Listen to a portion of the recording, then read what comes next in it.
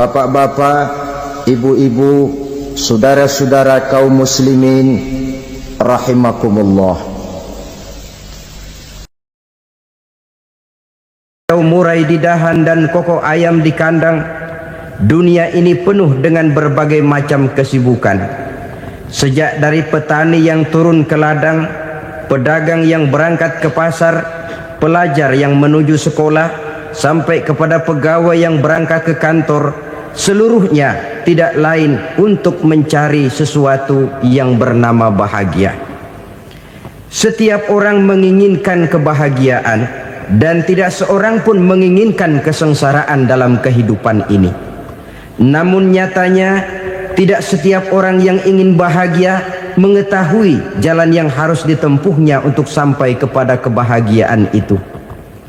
Maka pada kesempatan pertemuan kali ini, saya ingin menyampaikan sebuah hadis dari junjungan kita baginda Nabi besar Muhammad sallallahu alaihi wasallam yang termuat dalam kitab Mukhtarul Ahadits An-Nabawiyah, di mana beliau bersabda, arba'un min sa'adatil mar'i. Ada 4 perkara yang merupakan tanda dari orang bahagia. Saya mau tanya, di antara saudara-saudara yang hadir di sini, apa ada yang kepengen jadi orang sengsara? Ya. Seluruhnya tentu ingin mendapatkan kebahagiaan. Maka menurut resep dari Nabi kita, tanda orang bahagia itu 4. Jadi kalau saudara ingin bahagia, harus mempunyai 4 perkara ini. Yang pertama, orang bahagia itu kata Nabi, darun wasi'un. Punya rumah biar bagus asal gede. Enak ngaturnya, daripada sudah punya rumah kecil adanya di pinggir kali, gubuk, kalau hujan bocor, miring lagi, kiamat. Loh, kalau gitu Islam materialis dong. Hadis ini boleh diartikan dengan makna hakiki, arti yang sebenarnya, boleh diartikan dengan makna majazi, arti kiasan. Kalau dia diartikan dengan arti kias, maka yang dimaksud darun wasi'un ay qalbun wasi'un. Rumah yang luas tidak lain daripada hati yang lapang. Karena di situ kunci kebahagiaan yang sebenarnya.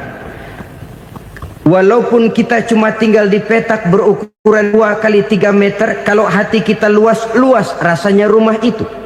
Tapi biar rumah kita halamannya saja puluhan ribu hektar, ada kolam renangnya, kamar tidurnya tidak lagi terhitung. Kalau hati yang menempati rumah itu sempit, maka akan terasa sempit jugalah rumah itu. Tempat bergantungnya tidak lain adalah hati. Marilah kita mencoba melihat berbagai pandangan orang tentang bahagia ini.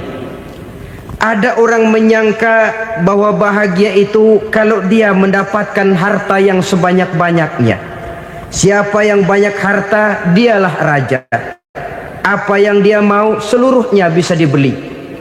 Keamanannya, dia bisa menyewa petugas. Seluruh fasilitas untuk menyenangkan kehidupannya bisa dibeli. Pendeknya, hartalah segala-galanya dalam kehidupan. Sampai ada pepatah mengatakan, innad darahima fil amakini kulliha taksur rijala mahabatan wa jalala. Sesungguhnya harta, dinar, dirham, uang di mana-mana selalu bikin hebat orang yang memilikinya. Coba lihat, orang yang punya duit sama yang enggak punya duit, jangan gaya hidupnya, gaya jalannya aja lain. Wahia lisanun liman arada fasahatan, wahia silahun liman arada qitala. Uang adalah senjata yang paling ampuh bagi orang yang mau pergi perang, dan lidah yang paling fasih bagi orang yang mau bicara. Kalau bicara dengan lidah macet, cobalah bicara dengan harta, lancar. Sampai ada pepatah demikian, segalanya bisa diatur dengan harta. Maka di kalangan orang yang berpandangan semacam itu, seluruh kegiatan hidupnya hanya terfokus kepada bagaimana mengumpulkan harta yang sebanyak-banyaknya. Tidak peduli halal haram, tidak kenal sore pagi siang dan malam, tidak sempat sujud, jauh dari agama, jauh dari kehidupan yang bersifat ruhaniyah, jauh dari Allah dan sebagainya. Sampai dalam Al-Quran dikelompokkan dalam kelompok yang dinamakan lumazah. Allazi jama'a malahu wa'addadah yahsabu anna malahu akhladah. Mereka mengumpul-ngumpulkan harta sebanyak-banyaknya dan menyangka bahwa harta yang banyak itu dapat mengekalkan hidupnya, mengekalkan kekayaannya, mengekalkan kebahagiaannya. Saudara hadirin yang berbahagia, kalau pandangan hidup ini benar, artinya kalau harta memang merupakan satu-satunya hal yang dapat membuat orang bahagia, tentu di rumah mewah tidak akan pernah ada tangis derita. Tentu di satu tempat di mana fasilitas hidup serba menunjang tidak ada yang namanya penderitaan. Tapi suka dan duka, sedih dan gembira, senyum dan tawa adalah milik setiap orang, baik dia punya harta maupun dia tidak punya harta. Nyatalah bahwa harta semata-mata bukan merupakan jaminan bahwa orang akan bahagia, walaupun tanpa harta orang sulit untuk bahagia. Saya mau cerita, ada orang super kaya, namanya Aristotle Onesimus, raja tanker Yunani. Dia punya kapal tanker saja konon sampai 11 banyaknya. Punya perusahaan penerbangan yang disebut Olympic Airlines. Punya hotel di berbagai kota besar di dunia ini, sejak dari New York, London, Paris, Rome dan sebagainya. Bahkan punya pulau yang dia namakan Pulau Scorpio. Ini kan namanya sudah kaya nggak tanggung-tanggung, punya pulau. Nah, dia punya 2 orang anak, yang satu laki-laki namanya Alexander, yang satu perempuan namanya Maria Onesimus. Seluruh harapannya tertumpah kepada anak lakinya Alexander ini, yang akan meneruskan usahanya, meneruskan kekayaannya, meneruskan dinastinya. Apa yang terjadi? Ternyata anak yang dia harapkan yang bernama Alexander ini mati muda dalam kecelakaan pada waktu dia olahraga. Apa olahraganya? Namanya olahraga anak orang kaya, golongan jet set. Olahraganya olahraga pesawat terbang. Jatuh, ya nggak kapungut, habis mati. Tinggal satu anak perempuannya, Maria Onesimus. Tapi anak perempuan ini juga malah urakan. Terakhir dia pacaran, bahkan kemudian kawin sama orang Rusia. Rupanya Aristotle Onesimus ini broken. Kekayaannya yang berlimpah ruah, perusahaannya yang begitu banyak, siapa yang akan meneruskan? Siapa yang akan menggantikan? Sampai kemudian dia mengurung diri di Pulau Scorpio dan mati di sana secara mengenaskan. Seorang multi jutawan, seorang yang super kaya, mati menyendiri di pulau sepi. Ibarat kata pepatah, anak ayam mati di lumbung. Bukan kekurangan makanan, keurugan makanan. Begitu kehidupan Aristotle Onesimus. Dan banyak orang-orang yang sudah demikian kaya sampai dibingungkan oleh kekayaannya sendiri. Telusurilah kehidupan David Rockefeller misalnya, Henry Ford misalnya, Adnan Khashoggi misalnya. Multi jutawan yang kadang-kadang dibuat keder oleh kekayaannya sendiri. Pantas ketika Imam Ali ditawarkan orang, "Ya Ali, kalau kepadamu disuruh pilih ilmu atau harta, kau pilih mana?" Ya jelas pilih ilmu dong. Kenapa? Pertama, ilmu kalau kita berikan kepada orang lain tambah. Tapi harta kalau kita berikan kepada orang lain kurang. Saudara punya uang 10.000, dibagi orang 5.000, jelas uang saudara berkurang. Tapi saudara punya ilmu diberikan kepada orang lain bisa, saudara pun makin mantap. Tidak lantas jadi bodoh karena ngajarin orang. Saudara bisa Fatihah lalu mengajarkan orang Fatihah. Orang bisa, saudara pun makin hafal. Tidak lantas setelah diajarin orang ilmunya hilang. Begitu datang dia minta orang, tolong ajarin saya Fatihah, udah habis, nggak ada.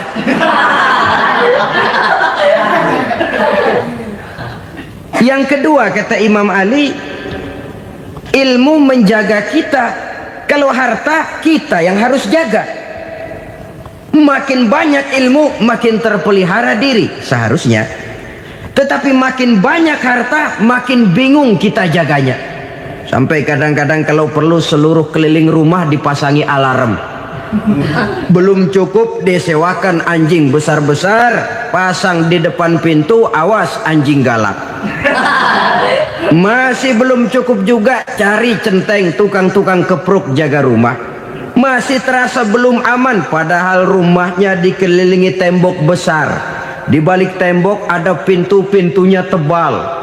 Di balik pintu itu terbuka masuk kamar, kamar pun ada pintunya, pintunya pun kuat.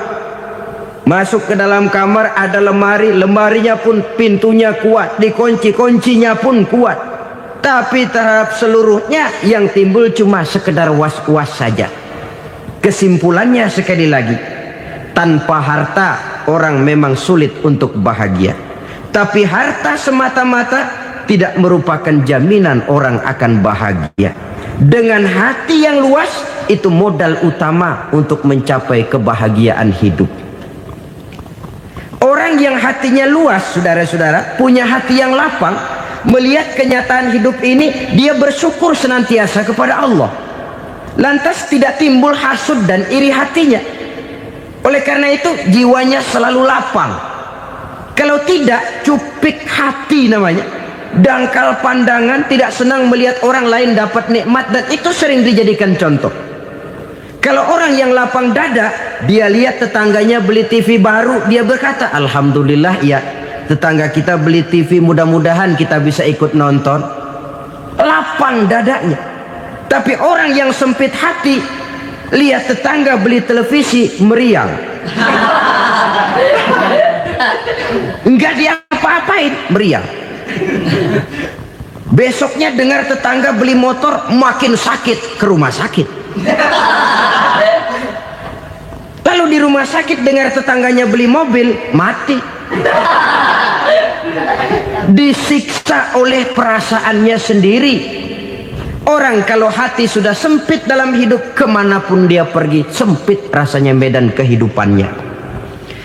Kemudian kita melihat juga ada orang yang menilai bahwa bahagia itu katanya kalau punya kedudukan yang tinggi, pangkat yang agung, wibawa yang besar. Mungkin betul, tapi mungkin juga tidak. Bergantung kepada hati orang yang punya pangkat itu. Sama dengan harta tadi. Harta akan membawa bahagia kalau dia jatuh ke tangan orang yang berhati lapang. Tapi harta akan jadi bencana kalau jatuh ke tangan hati orang yang sempit. Pangkat akan membawa bahaya kalau jatuh di tangan hati orang yang sempit. Lebih dari itu, kenyataan mengajarkan kepada kita bahwa ternyata pangkat dan jabatan tidak selamanya memberikan kebahagiaan dalam kehidupan. Bahkan resikonya kelewat besar. Beberapa bukti kita bisa ambil dari para pemimpin dunia yang menjadi korban lantaran pangkat dan jabatan yang disandangnya. Saudara ingat Presiden Abraham Lincoln dan John Kennedy dari Amerika? Dibunuh orang.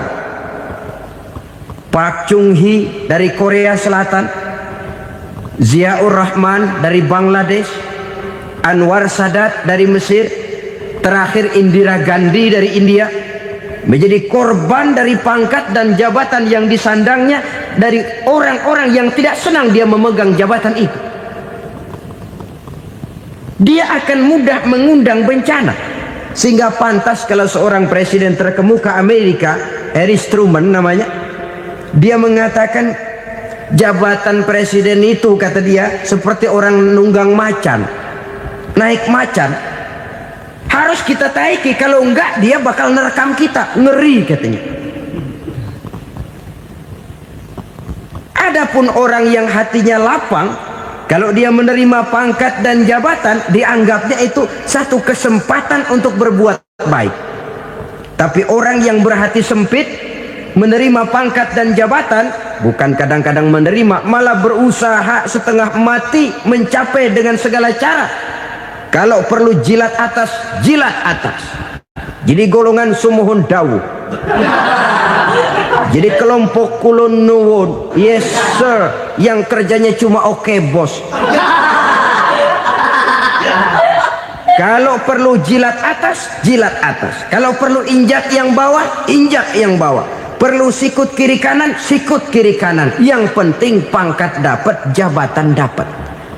Orang yang semacam ini, kalau sudah mempunyai pangkat dan jabatan, biasanya dia tidak menganggap itu sebagai amanah, tidak menganggap sebagai kesempatan berbuat baik, tapi malah kesempatan untuk memperturutkan hawa nafsunya yang dilatar belakangi oleh kesempitan hatinya tadi. Apalagi kalau orang memperoleh pangkat karena banyak mengeluarkan uang, seakan-akan pangkat dan jabatan itu sekarang macam proyek pakai tender. Siapa yang berani bayar segini naik, nggak berani minggir. Padahal logikanya, kalau orang mencapai satu jabatan karena banyak mengeluarkan uang, hampir bisa dipastikan bahwa setelah jabatan itu dia pegang, langkah pertama yang akan dilakukannya ialah berusaha bagaimana uang yang dia keluarkan supaya kembali. Ya paling kurang pulang modal dulu dong. Soal mikirin rakyat soal nanti, tapi ini modal harus pulang. Itu celakanya kalau orang memperoleh pangkat dan jabatan cuma karena banyak mengeluarkan uang. Jarang orang yang mempunyai keyakinan dan pandangan bahwa pangkat dan jabatan merupakan amanah. Jadi sekali lagi, pangkat dan jabatan mungkin saja membawa kebahagiaan kalau jatuh ke tangan orang yang berhati lapang. Tapi bisa jadi bencana kalau dia jatuh ke tangan orang yang mempunyai hati yang sempit. Dan lagi-lagi stresnya hati yang lapang. Lalu sebagian orang, saudara, ada yang berpandangan katanya bahagia itu kalau jadi orang terkenal, mempunyai popularitas, menjadi idola di kalangan remaja, di kalangan orang tua, di segala lapisan masyarakat. Padahal makin populer orang makin terikat dia. Ya kalau macam kita ini kan nggak punya nama, nggak populer, tengah malam buta mau nongkrong di warung Tegal aman. Tapi pangkat, jabatan, kedudukan, popularitas menyebabkan kita diikat dengan berbagai macam peraturan. Cuma mandi sama ke WC saja yang nggak dikawal.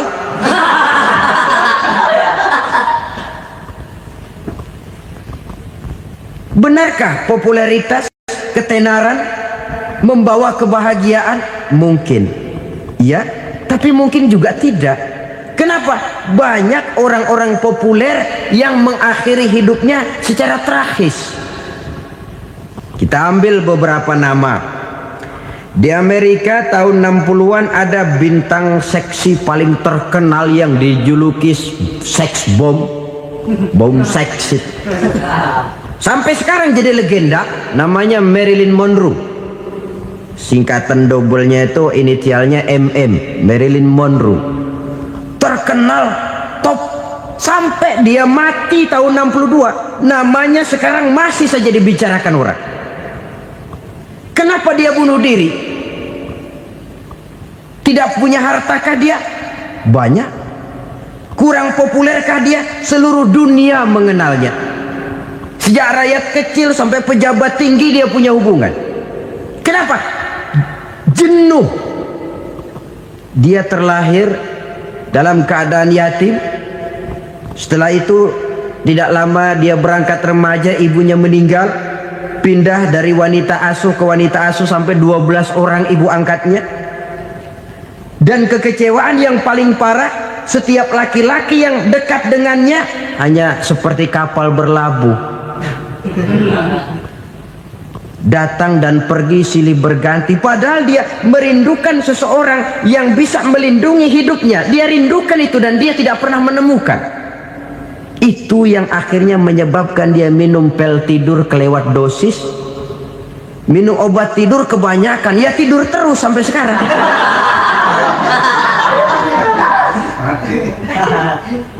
Dia mengakui, saya telah memiliki ketenaran, tapi saya tidak pernah hidup dalam ketenaran itu. Saya pandai main sandiwara, tapi saya ingin hidup dalam alam yang real sebagaimana umumnya orang. Itu yang dia rindukan. Menyusul jejak yang namanya Marilyn Monroe ini, Billie Holiday, saudara kenal tentu, di rumah sakit dirawat. Dia juga minum obat overdosis, mati lagi. Jimi Hendrix minum obat tidur overdosis kelewat batas, mati lagi. Lalu yang menghanyutkan diri di danau, Janis Joplin dan Brian Jones. Ini orang-orang populer, orang-orang terkemuka yang mengakhiri hidup secara tragis, bukan karena tidak terkenal, mungkin karena sudah saking terkenalnya. Contoh paling belakangan, Bruce Lee. Wah, ini tukang-tukang keprok tentu kenal siapa dia. Sampai sekarang pun tabir kematiannya masih merupakan misteri.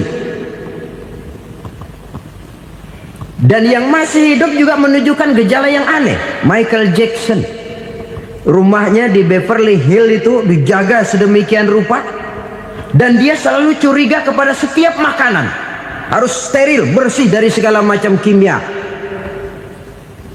Kemana dia pergi, itu tukang-tukang keprok sudah selalu menjaga dan mengawal, dan dia seakan takut menunjukkan mukanya yang asli.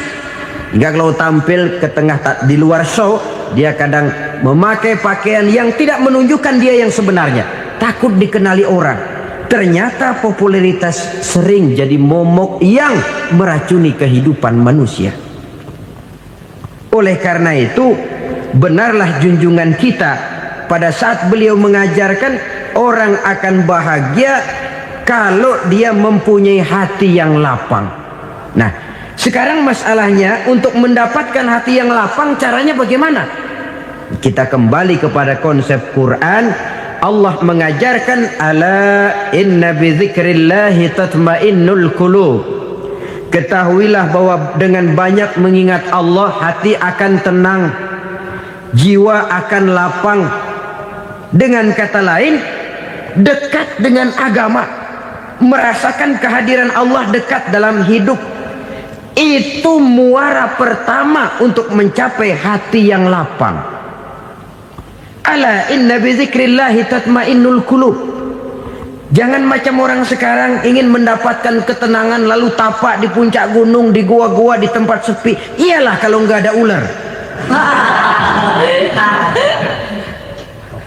Kalau tergigit ular berbisa, ketenangan belum, mati jelas itu. Islam positif untuk mendapatkan ketenangan. Ala inna bi dzikrillahi tatmainnul qulubi. Bahwa ketahuilah bahwa dengan banyak mengingat Allah, hati akan tenang, jiwa akan lapang, nuansa pikiran akan luas. Karena yang namanya bahagia ada dimanapun manusia berada.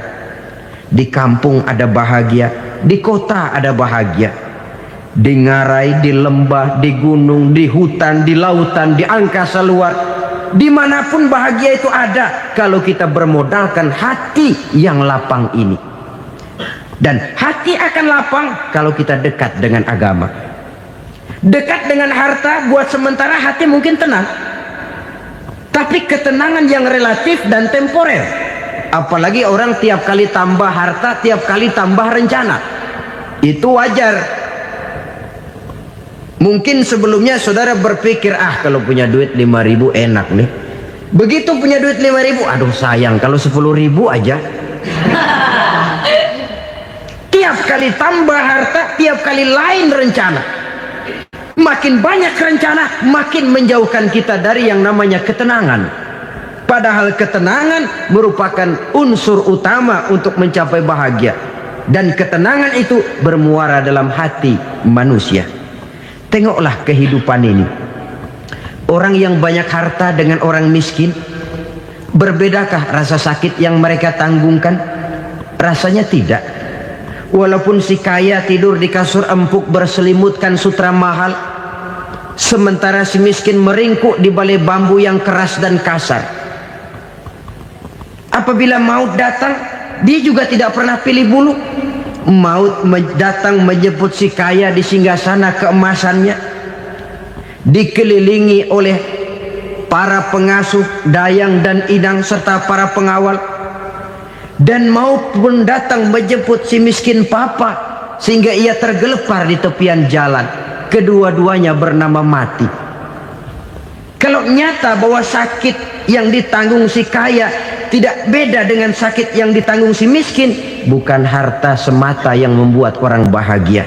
Hati yang tenang, jiwa yang lapang penuh kedamaian, karena banyak berzikir dan mengingat Allah, itu merupakan modal utama untuk mencapai sesuatu yang bernama bahagia.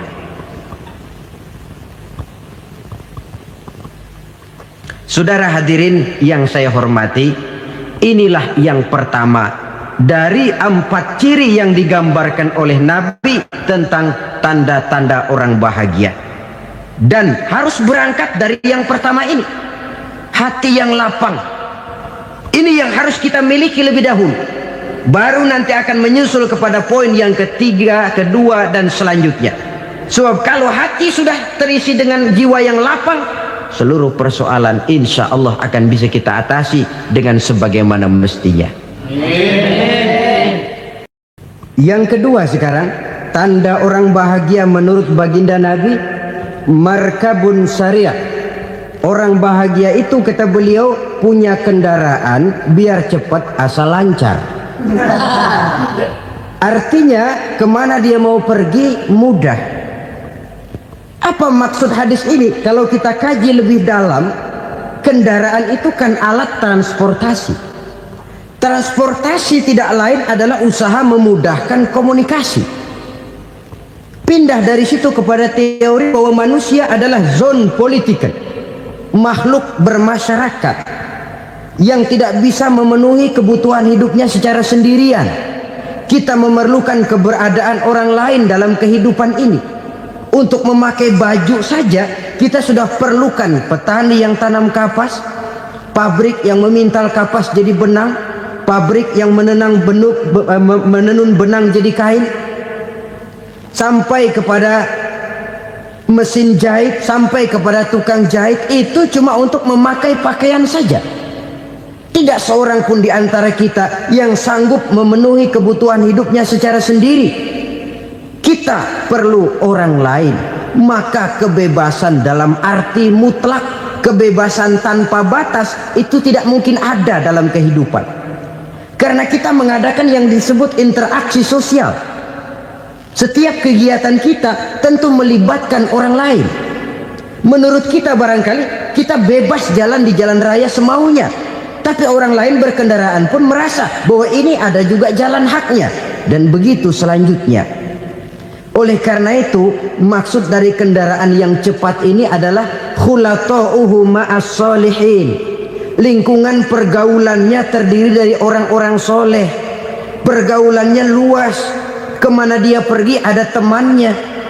Kesulitannya ada tempat dia cerita. Dan kesulitan kalau sudah diceritakan kepada orang lain, taruh kata orang itu tidak bisa menolong, namun menceritakannya kepada orang yang kita percayai, kan paling kurang sudah mengurangi beban jiwa, mengurangi tanggungan batin, merasa masih ada tempat kita cerita. Maka lebih baik orang awam yang mau bergaul ketimbang orang setengah alim tapi ngunci pintu. Sebab nantinya akan timbul sikap picik, cupik pandangan, dan tidak luas menghadapi kenyataan dalam kehidupan ini. Namun yang harus kita garis bawahi, pergaulan memang mesti luas. Namun jangan sekali-kali lupa bahwa pergaulan sangat besar pengaruhnya dalam ikut membentuk kepribadian manusia. Sehari-hari bisa kita bilang, kalau kita dekat sama tukang minyak wangi, sekalipun nggak dibagi minyaknya, baunya tentu dapat. Betul? Tapi dekat sama tukang elas, walaupun nggak kena apinya, asapnya mesti kena. Kalau Syauqi mengatakan lebih jelas lagi, man asyaral asyrafa asya musyarrafan wa muasyiral anzali ghairu musyarrafin. Awalam taral jildal hakira muqabbalan bisagri lamma sara jildal mushaf. Siapa yang bergaul dengan orang mulia, dia bakal ikut menjadi mulia. Tapi siapa yang berteman dengan orang hina, dia tidak bakal ikut menjadi mulia. Tidakkah kau lihat, kata Syauqi, kulit kambing yang hina pun dicium orang ketika menjadi kantong Quran. Kulit kambing hina, kalau dia sendirian gak ada yang mau cium. Tapi begitu dia bergaul dengan Quran, menjadi kantong Quran, dipakein minyak wangi, ditaruh di tempat yang tinggi, mau diambil dicium dulu, dibawa dengan penuh hormat dan hati-hati. Kulit kambing yang hina lantaran berteman dengan Quran, numpang mujur. Tapi coba lihat kalau kulit kambing berteman dengan kayu, jadi beduk, habis. Zohor dikemplang, asar dipukul. Itu pun sedikit saja, cuma salah milih teman. Yang temannya Quran dihormati orang, yang temannya kayu lantaran jadi beduk, gelap-gelap subuh orang udah kemplangin.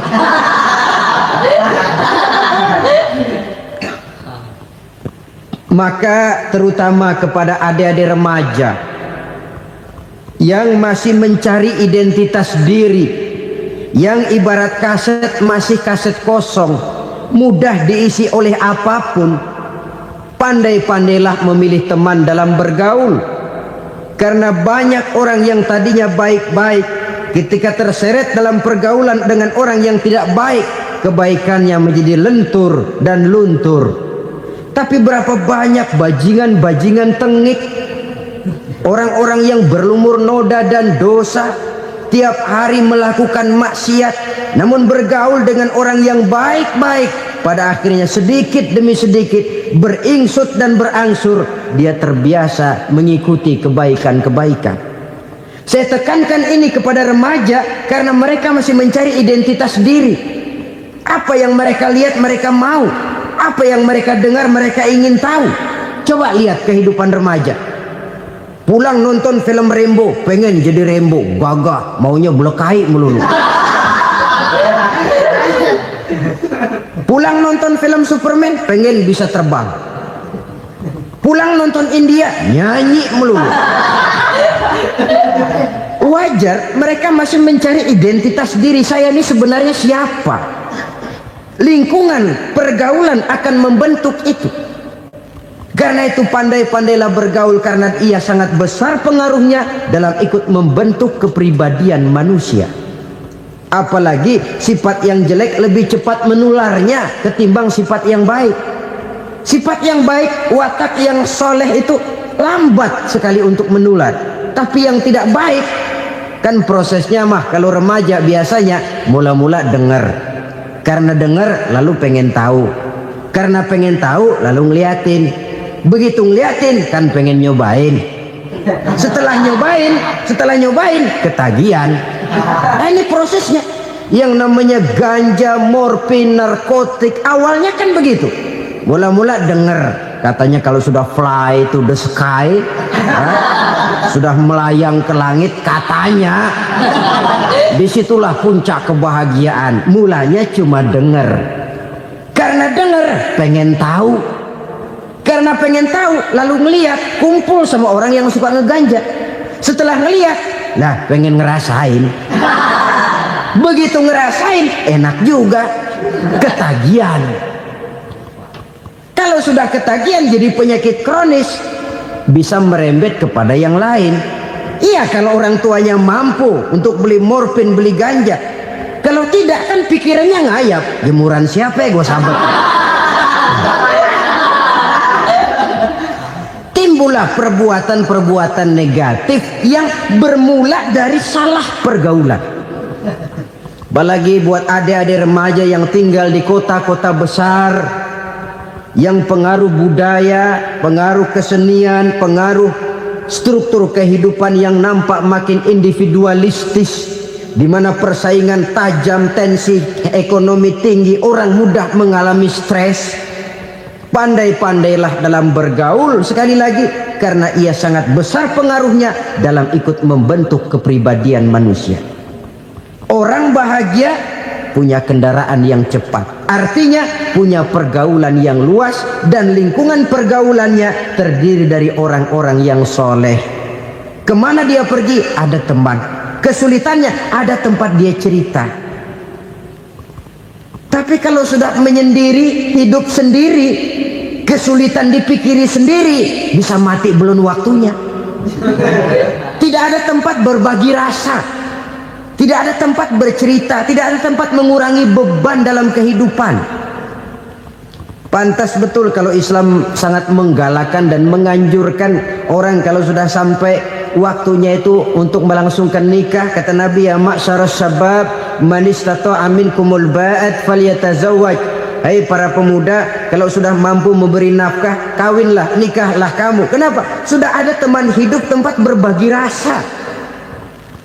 Kesulitan kalau ada tempat cerita akan lebih ringan ketimbang kita telan sendiri, walaupun bobot kesulitannya sama beratnya.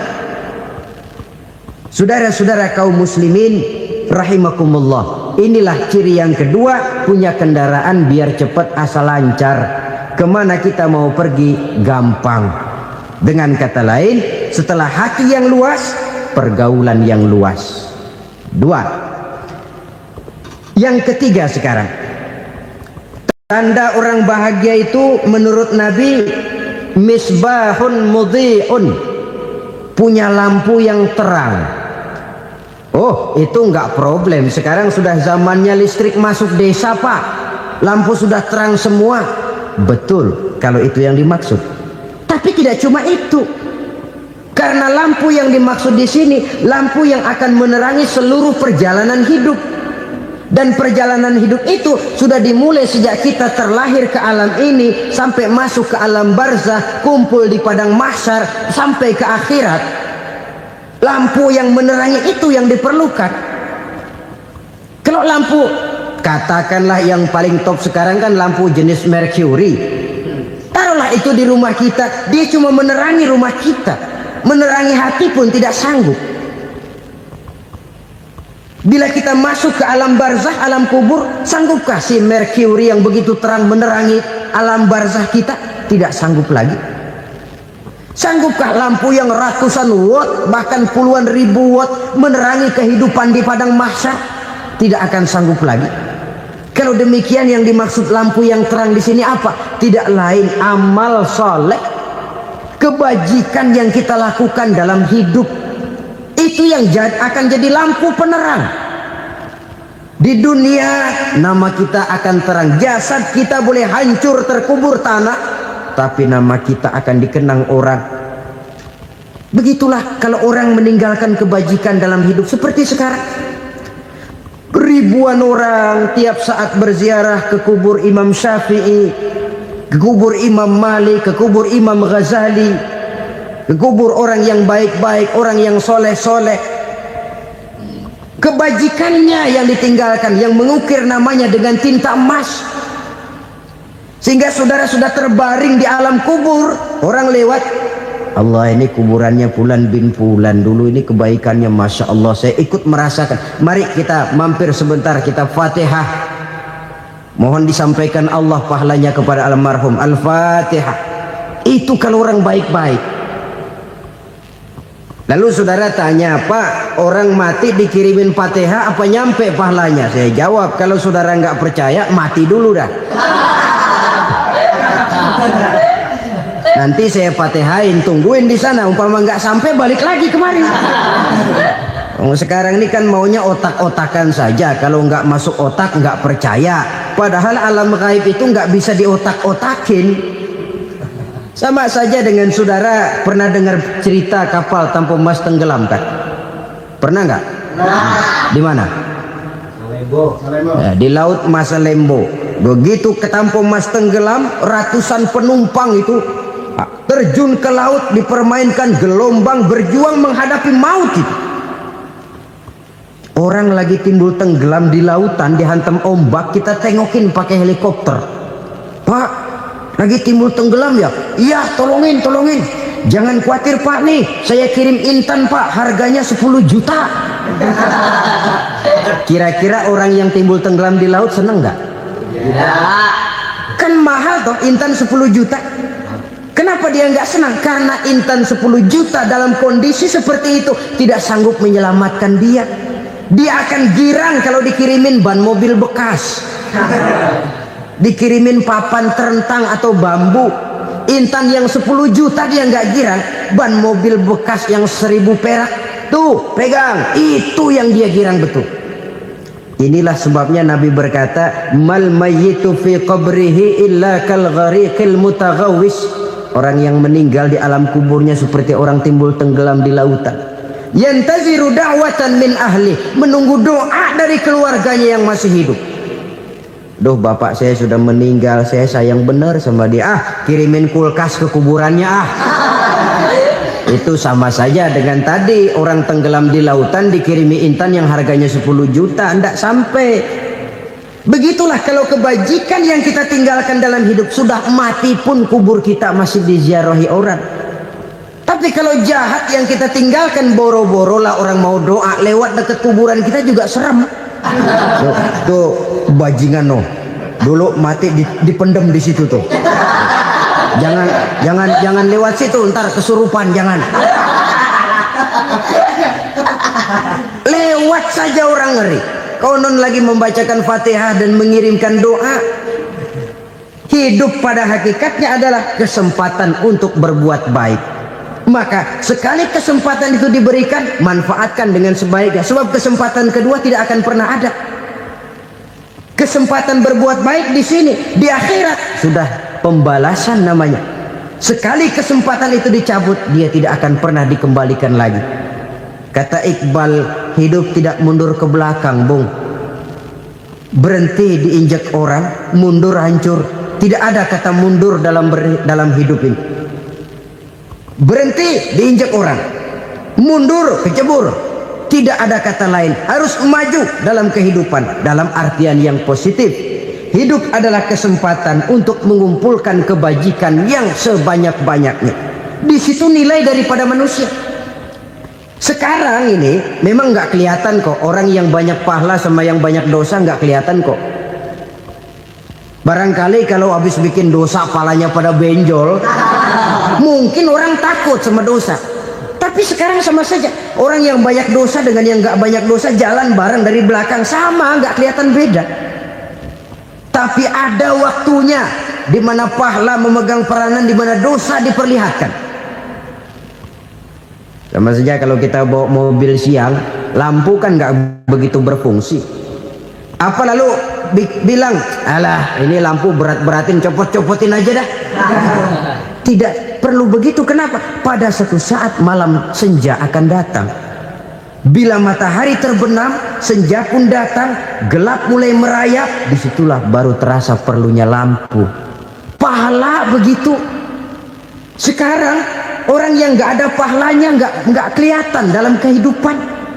Tapi pada suatu saat senja kehidupan akan datang. Ajal merenggut nyawa, malam merayap, dan hidup mulai diliputi kegelapan di alam barzakh. Dikala itu kalau nggak punya lampu, alangkah malangnya kita. Sebab amal yang baik, kata Nabi, di alam barzakh itu akan diciptakan menjadi perempuan yang cantik menemani kita. Amal yang jahat akan menjadi orang yang paling jelek nemenin kita. Udah di tempat gelap yang nemenin jelek.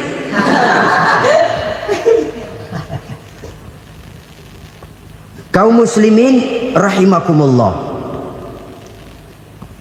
Kalau demikian masalahnya, tergantunglah kita pandai memanfaatkan waktu. Al-waktu kasaif.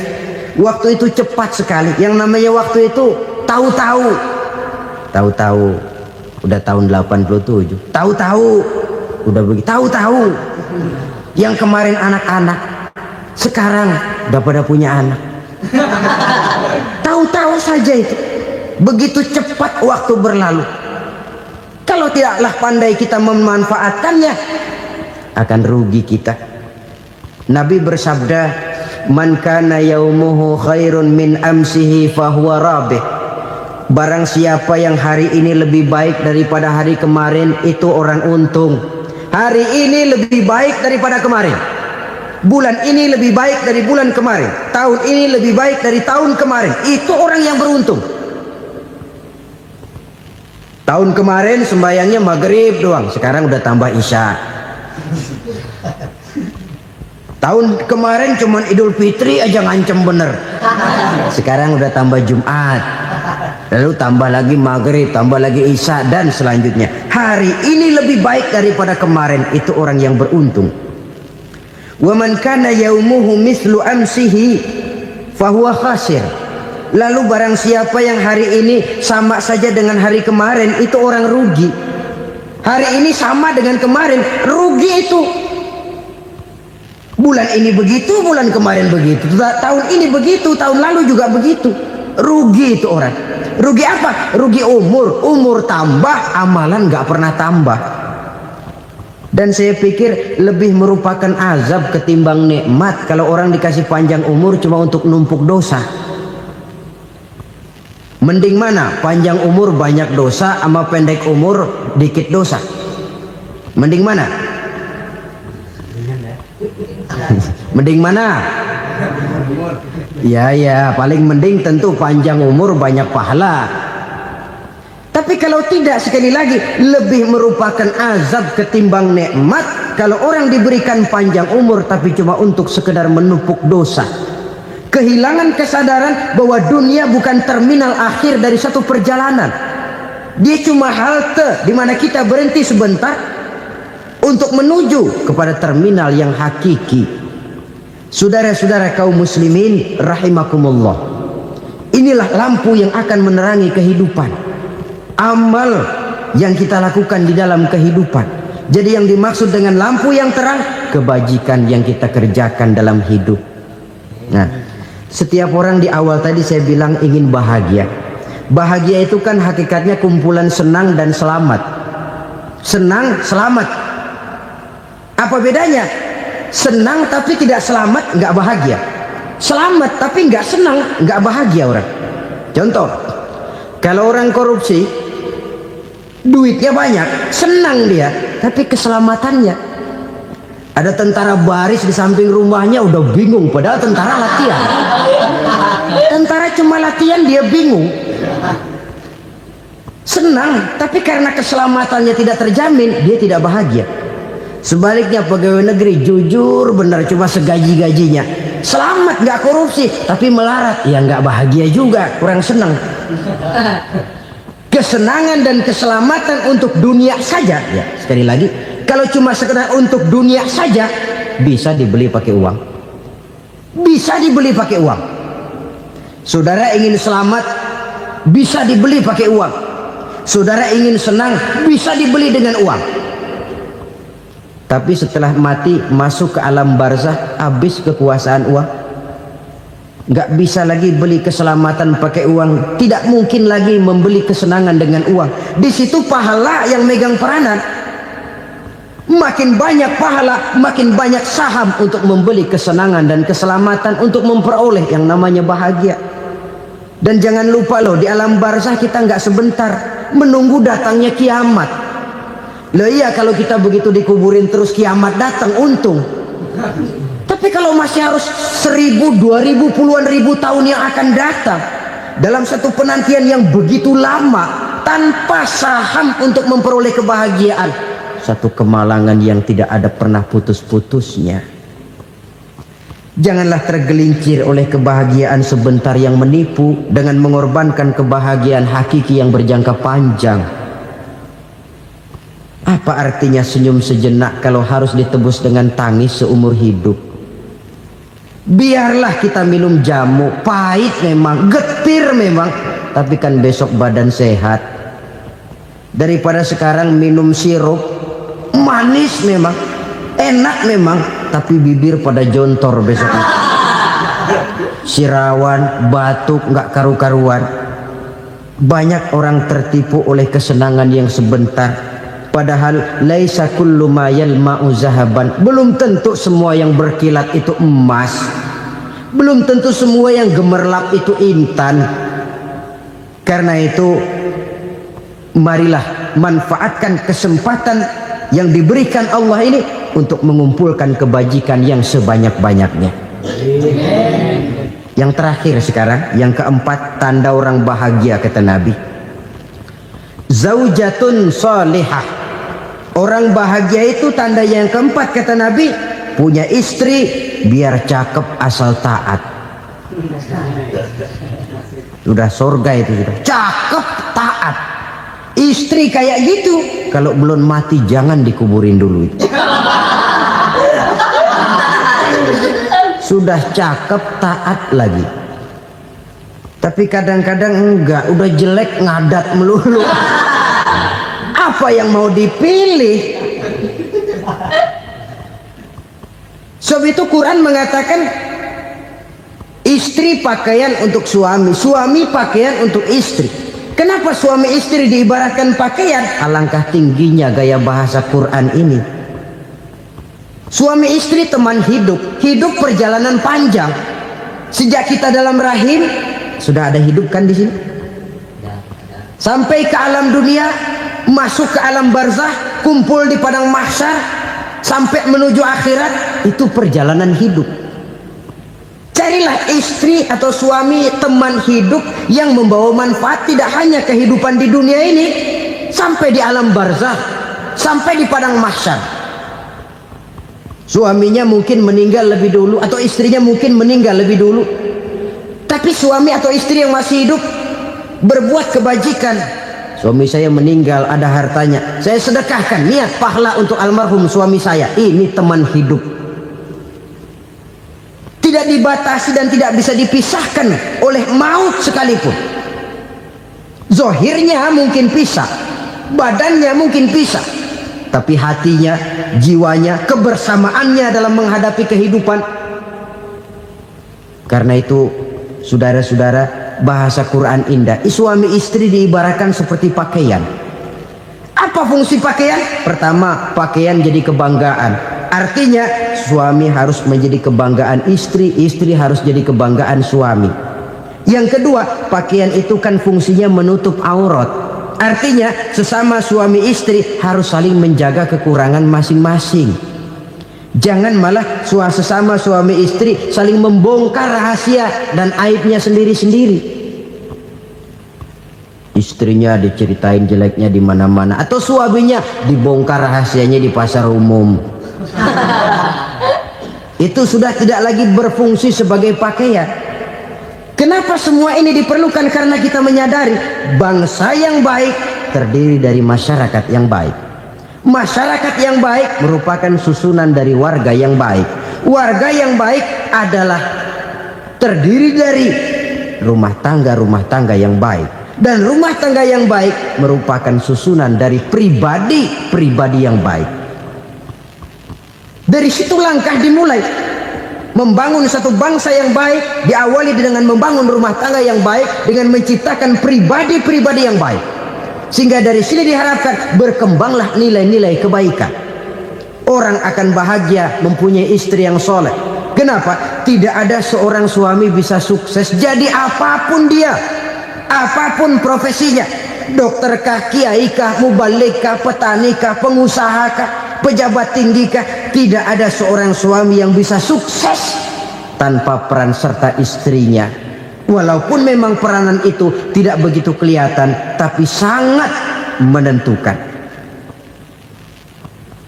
Karena itu, saudara hadirin yang saya hormati, Islam sangat menghargai kaum wanita, memberikan kedudukan yang tinggi sepanjang tidak mematikan kodrat kewanitaannya.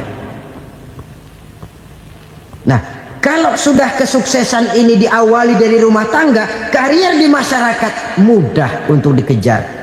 Tapi keberantakan di rumah tangga merupakan kegagalan pertama di tempat lain. Nah, inilah saja yang dapat Al-Fakir sampaikan pada pertemuan kali ini. Terima